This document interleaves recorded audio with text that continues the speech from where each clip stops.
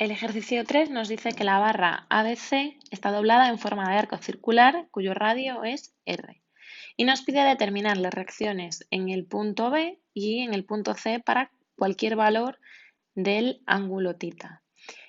El ejercicio nos pide exactamente lo mismo que los dos anteriores, la única diferencia es que en este caso la barra no es recta, sino que es curva y que, por lo tanto, las reacciones van a cambiar según varíe este ángulo φ. Vamos a ello. Empezamos igual que antes con el diagrama del cuerpo libre y tenemos que las fuerzas externas que actúan sobre nuestro sólido, en este caso solo es P, pues volvemos a poner P en el punto A y ahora tenemos que ver qué reacciones provocan cada uno de estos apoyos, del B y del C. Estos apoyos son los mismos que hemos visto en el primer ejercicio. El C es un apoyo fijo que restringe dos movimientos, dos grados de libertad, y por lo tanto provocará unas reacciones en vertical en C y una horizontal. Y el rodillo en B es un apoyo simple, puntual, que es el mismo que hemos visto en el ejercicio 2. Por lo tanto, su reacción será perpendicular a la base de la superficie de este apoyo. Si las graficamos, tenemos que el apoyo en el punto C nos provoca una reacción vertical V sub C y una reacción horizontal H sub C.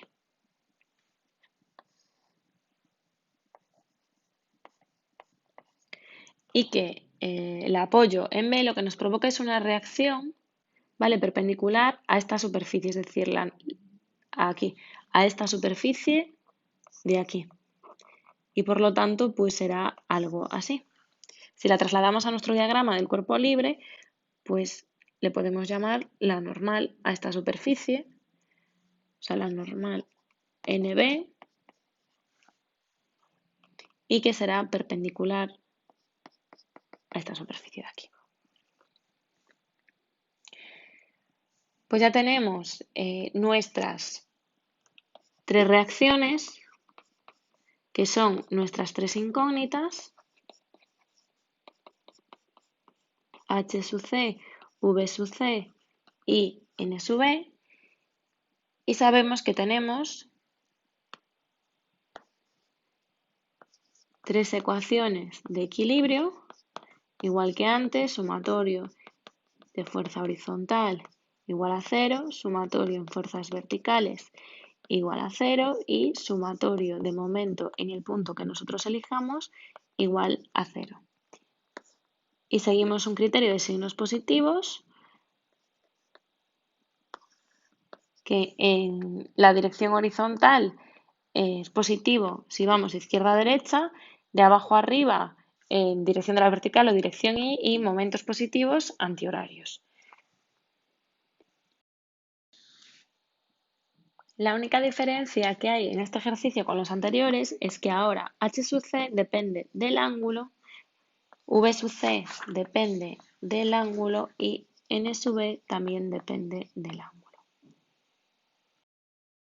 El planteamiento para resolver este ejercicio es el mismo que hemos empleado en el ejercicio 2 y es que vamos a aplicar esta ecuación de momentos de equilibrio estático en un punto estratégico para que se eliminen todas las incógnitas posibles y podamos resolver y saber algún dato más.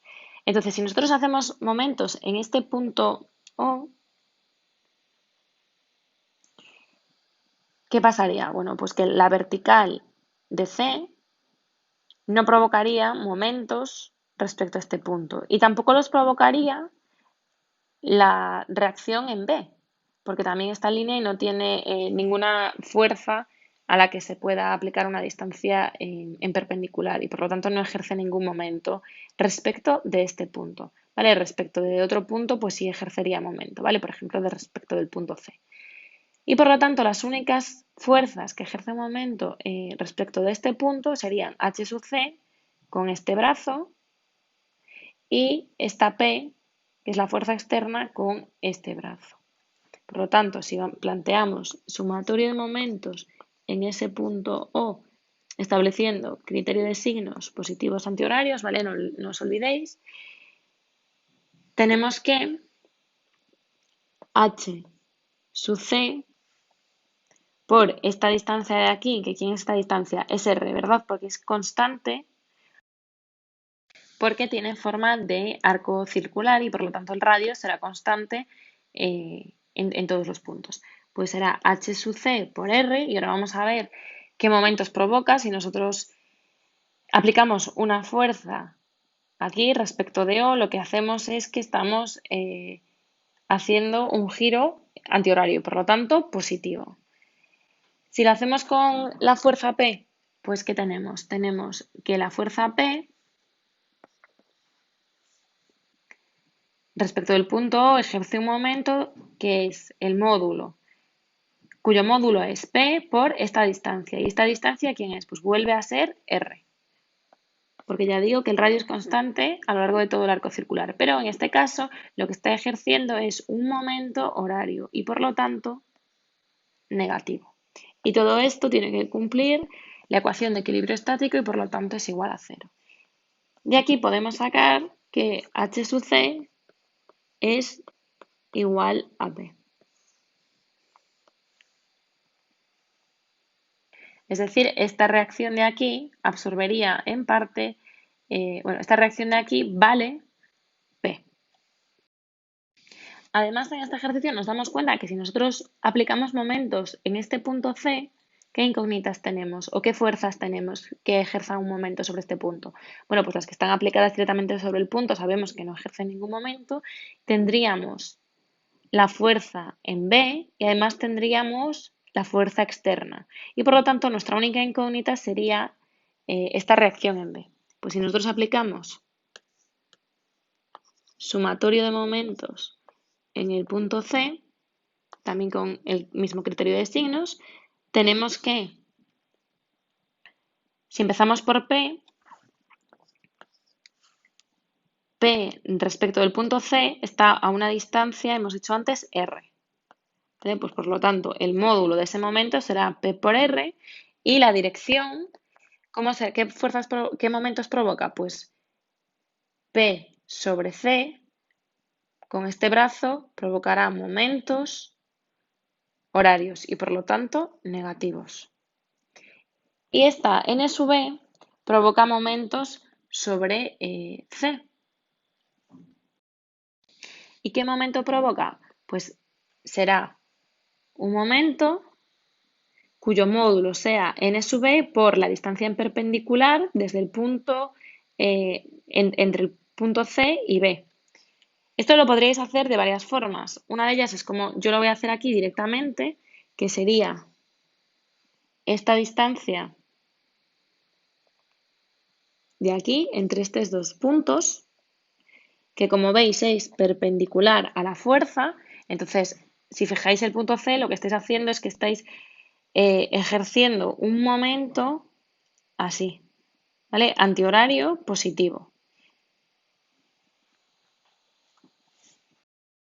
También tendréis otra opción, que es la que hemos hecho en el anterior ejercicio, que es la de descomponer en componentes X y Y. Entonces podríais descomponer n sub i y n sub x y aplicar pues, las componentes de estas componentes por sus distancias. Entonces, en n sub x, pues la distancia sería esta que está entre B y C y en vertical, vamos a ponerlo así, y con n sub i el brazo sería la distancia esta que está aquí, entre C sub B, pero horizontal. Pero esto no es cómodo o yo creo que no es tan intuitivo como la otra forma, porque aquí sí que tenéis forma de obtener esta distancia que está en magenta, porque tenéis un radio y tenéis un ángulo y lo podéis calcular fácilmente, pero estas de aquí quizás no sea tan directas de calcularlas, estas distancias. Entonces, que sepáis que se puede hacer, pero vamos a seguir con el procedimiento que estábamos haciendo. Para calcular esta distancia en perpendicular a O sub B, lo que tenemos es que sabemos este ángulo y por lo tanto, si este de aquí son 90 grados, esto será el cateto opuesto y entonces si sabemos la hipotenusa, que es el radio, pues esto de aquí será R por el seno de tita. Y por lo tanto ya podemos poner que n sub e por R seno de tita será el módulo del momento que se ejerce sobre el punto C, que lo ejerce ¿quién? Pues la fuerza NB sobre C. Y la dirección, la dirección la sabéis, porque ya sabéis que es siempre hacia adentro, hacia fuera de la pizarra, pero ¿y el sentido cuál es? Bueno, pues si fijamos el punto C, esto va a provocar momento antihorario, por lo tanto, positivo. Y esto todo igual a 0. Las R's con las R's se van y de aquí podéis sacar que NB es igual a P entre el seno del ángulo. Y como veis, NB, la reacción en B, depende del ángulo tita. Ya tenemos las componentes de las reacciones N sub B y H sub C y la única que nos queda es V sub C. Y para sacarla lo que aplicamos es pues la ecuación de equilibrio estático en fuerzas verticales, que sabemos que tienen que ser igual a 0. Y fuerzas verticales tenemos la reacción V sub C,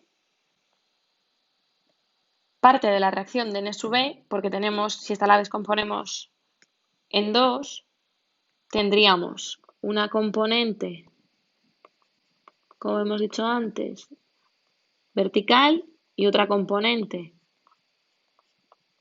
horizontal.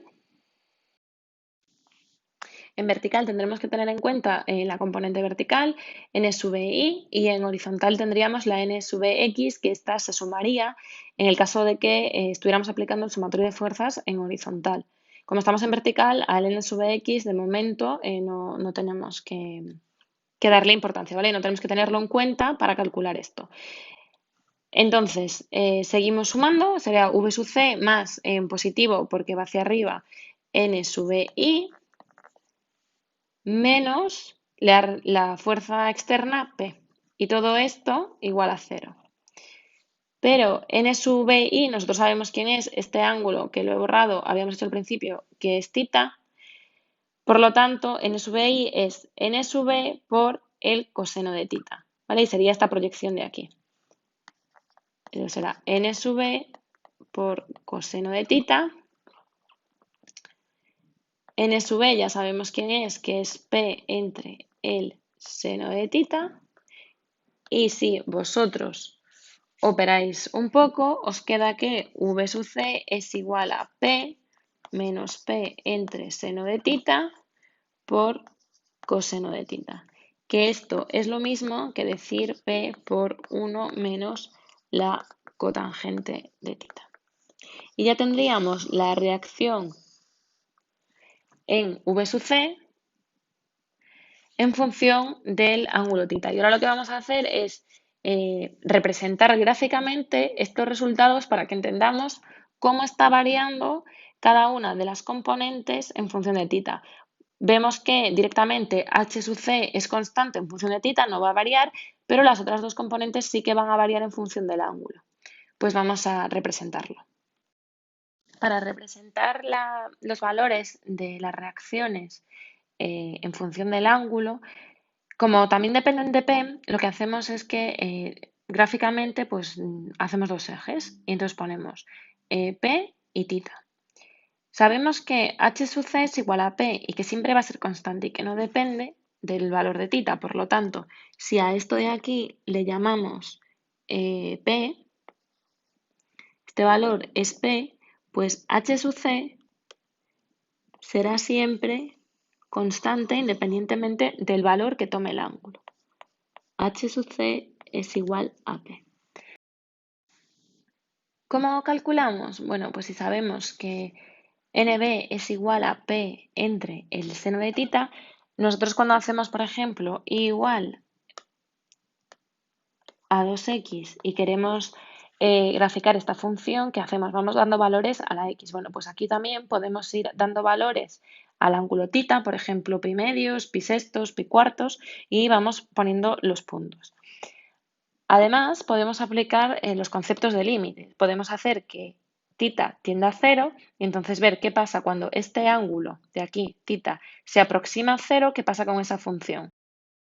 Empezamos analizando esta función, la función de la reacción en B, y empezamos analizándola en el límite. Es decir, qué pasa cuando el seno de tita, cuando tita es cero, es decir, cuando tita está aquí, ¿qué pasa con la función? ¿Qué forma tiene? ¿Irá tal que así, así, así? Vamos a verlo y para eso hacemos el límite. Pues el límite de n sub tita cuando tita tiende a cero, esto es lo mismo que el límite cuando tita tiende a cero de p entre el seno de tita. Si tita tiende a cero,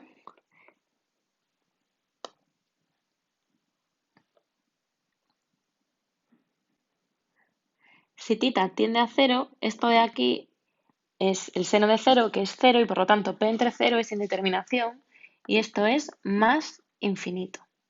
Por lo tanto, cuando tita sea cero, la función va a tender a más infinito. Por aquí irá. Cuando tita valga, por ejemplo, pi sextos, si sustituimos el valor de pi sextos aquí, pues tendríamos p entre el seno de pi sextos, que esto es 1/2, nos queda 2p. Quiere decir que cuando tita sea pi sextos, si ponemos pi sextos, por ejemplo, aquí, el valor que va a tener va a ser de 2p la función. Si habíamos dicho que esto era p, pues aquí 2p, 2 unidades más arriba. Por lo tanto, pasará por este punto de aquí. Si damos otro punto, por ejemplo, tita igual a pi cuartos, tendremos que, esto es p entre el seno de pi cuartos, que esto es lo mismo que decir p entre raíz de 2 entre 2, y esto es raíz de 2p. Raíz de 2 es 1,41, más o menos, 42p, ¿vale? Con la p que teníamos antes. Por lo tanto, si nosotros graficamos en esta función, sería pues un poco más que p, pero sin llegar a 2. Por lo tanto, si ponemos aquí pi cuartos, bueno, esto no está perfectamente a escala, esto sería casi la mitad entre 1 y 2. Si el 1,5 es este, pues estaría un poquito más abajo, algo así. Y por ejemplo, si evaluamos n sub e en pi medios, tenemos que esto es p entre el seno de pi medios, y esto es 1, por lo tanto, en pi medios vale p. Vale lo mismo que la reacción H sub c.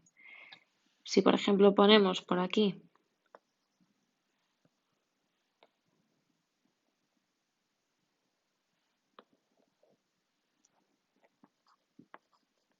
pi medios, pues estará aquí. Como sabemos que en el límite tiende a más infinito, pues tendríamos que dibujar algo así, pasando por estos puntos. Y esto tiende a más infinito. Y esto de aquí sería n sub e en función de phi. ¿Vale? Es esta función la que tenemos aquí. Y por último, tenemos la variación de V sub C, de la reacción vertical en C, que sabemos que es P1 menos la cotangente del ángulo tita. Si hacemos exactamente lo mismo que hemos hecho con N sub E, imponemos el límite cuando tita tiende a 0 y vemos que es p por 1 menos cotangente de tita. ¿No? Simplemente sustituir aquí v sub c, igual que antes.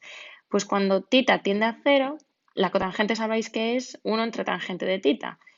La cotangente de tita, claro. Entonces, la tangente de tita cuando tiende a 0 será 1 entre 0 y esto es indeterminación infinito.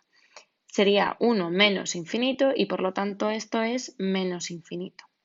Si sustituimos a los mismos puntos que teníamos la reacción en B, pues lo hacemos en pi sextos, tendremos P por 1 menos la cotangente de pi sextos, que es lo mismo que decir 1 entre la tangente de pi sextos. La tangente de pi sextos es raíz de 3 entre 3 y por lo tanto la cotangente es menos raíz de 3.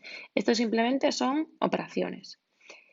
Si realizamos esta operación de 1 menos raíz de 3, tendremos que nos da 0,7320 pi.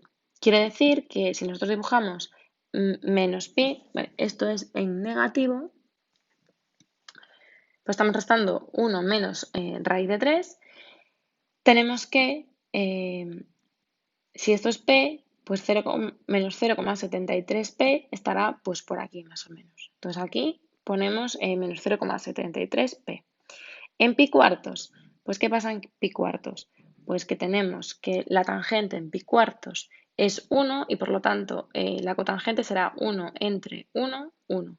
Pues 1 menos 1 es 0, multiplicado por p, 0. Y por lo tanto aquí tendremos que en este punto corta al eje y será 0.